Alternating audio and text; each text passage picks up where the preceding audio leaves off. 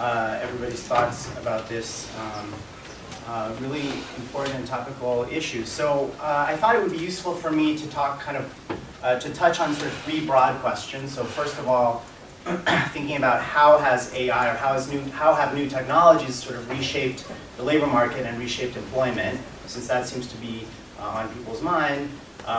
What should we expect for the future in terms of reshaping employment?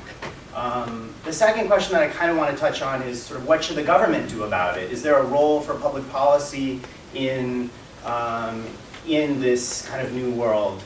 And then lastly, I kind of want to talk a little bit about what should you be thinking about as undergraduates, sort of preparing for your future and thinking about what are the types of skills should I invest in as somebody who's going to be heading into the labor market. And so that's kind of the third thing that I wanted to touch on. So on the first question, which is sort of, how has technology affected employment or how has it affected the labor market? There's an accumulating sort of body of evidence showing that technology has changed the tasks that workers perform. So computers are really good at doing sort of rote, repetitive tasks, things like sorting, processing information, things that are codifiable, things that are repetitive sorts of tasks. And this is the type of thing that researchers and labor economists have found, which is that occupations that are very intensive in these types of rote tasks that humans used to do are now are shrinking as a share of employment, and other types of jobs are growing as a share of employment. Things requiring face-to-face interaction, things requiring human judgment, things requiring interactive or communication, other types of things that are harder for computers to do. So, that is to say, kind of broadly speaking, the evidence suggests that there are some tasks that computers are doing that humans are no longer doing. So there is a real clear way in which technology is reshaping the labor market. But it's also complementary with a lot of skills. So in some of my own research, what we have done is we've looked at newspaper job ads over the 20th century, and we looked at the text content of those job ads, and we've looked at kind of new technologies appearing over the 20th century, and we've looked at the types of job tasks that appear in the job vacancy postings along with those technologies. And what we found in our study is that in fact new technologies pop up and jobs tend to be more intensive and sort of non-routine types of analytic tasks that have become increasingly important in the labor market. So that's one thing. I think that many jobs are non-routine, so things like requiring lots of analytical skills, things that require judgment, but even jobs that we think of as maybe classically lower skilled jobs, such as machine repair, auto repair, plumbing, these types of jobs, janitorial work, these types of jobs are less likely to be affected by new technologies because they just require they require sort of spatial reasoning and human judgment and synthesis of information and face-to-face interaction. Okay, so one of the things that I want to highlight is there might be a growing concern that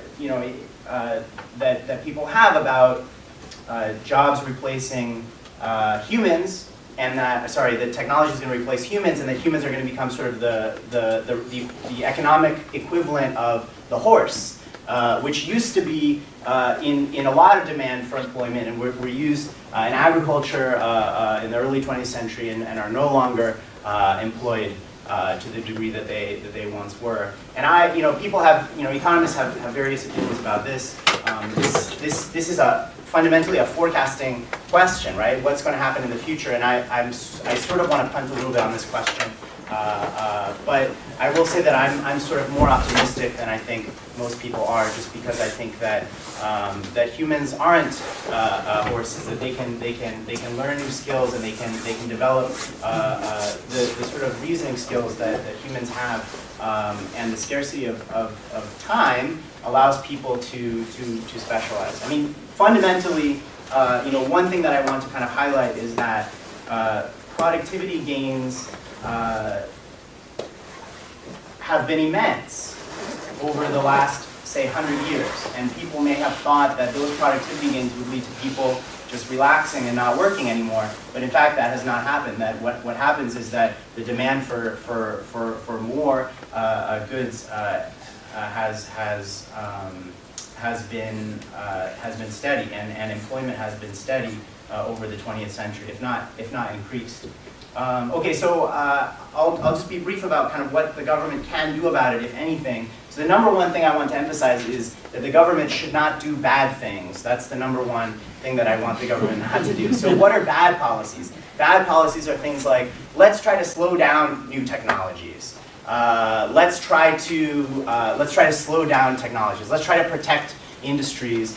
These types of policies are just really bad ideas. And are actually likely to do more harm than good, and the good that they might do are going to be confined to a very small share of workers. So don't do bad things. Another thing that I would like to point out as a labor economist is that I think it's important to protect workers. Don't protect jobs, protect workers. So things like unemployment insurance programs, the earned income tax credit, these are types of policies that reward working and allow workers to kind of choose their jobs, which I don't think we should be protecting. We should be protecting workers. And then a couple of other points that I want to just highlight, and I'll try to be mindful of time. So number one is that I think AI is likely to, a really critical thing is that AI is likely to reshape the distribution of wealth in society. And I think that that's a really key question where the government does play a role, and people need to sort of think about what are the consequences of economic inequality, how much inequality should we be willing to tolerate as a society, and these types of questions that I don't have an answer to, but I do think that thinking about the concentration of wealth and the role of AI is important. And along the same lines, thinking about there could be some industries that are heavily affected by AI. For example, suppose that AI replaces completely bank tellers. So you have one particular job that has been completely, say will get completely destroyed. We should think about these types of mass layoff events, which have deep human costs. And I want to be mindful of those human costs, but I think that we should think about, well, what's the proper role of government in helping these types of, say, laid-off bank tellers kind of shift to other types of employment, or to insure against this type of risk that we all face, that all of our jobs. Okay, so and then of course, there are other issues that I'll lead to later. So I just want to talk about what should you do as undergraduates. So this is my opportunity to assume the soapbox here. So one of the things that I would advise you to do is to learn skills that will allow you to be flexible. Things about to exercise judgment, to think critically, to interpret evidence, to synthesize information.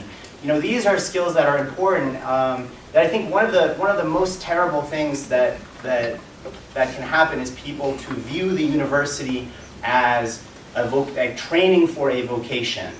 I think this is a terrible, terrible thing, and I think that has been a trend in higher education, maybe because of the Great Recession, which has made college, so important. But I think thinking of college as training for a particular vocation is a terrible thing. And I would also urge you guys to, you should learn to become programmers, but you shouldn't ignore the liberal arts, which I think have also been a little bit slandered over the years. And I think that those skills that you learn in the liberal arts are absolutely fundamental for living a full and complete life, but also in your job. I think it's hard to measure, which is one of the reasons why it's sort of I think people have it's less the effect of a liberal arts major on your job is harder to measure than, say, the effect of a computer science degree on your job. But I think that that's a non-trivial benefit, and I think taking classes in the liberal arts is really, really important. So that's it.